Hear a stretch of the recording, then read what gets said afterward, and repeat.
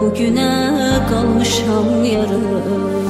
Bilsem gideceksen susardım orada, kalbimi gizledip ağlardım yolda. Taleyin kısmeti soldurdu beni, sen gittin ben kaldım tenha bir sonda.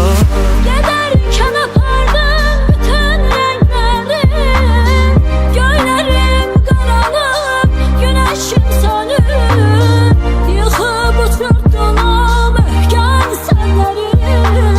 Dünyam buz bağlayıp soyuğa dönüp.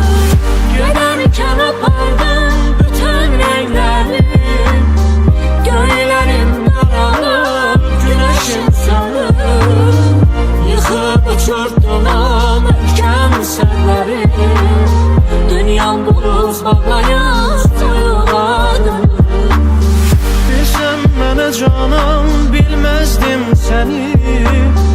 Ne bu dert olardı, ne belə keder.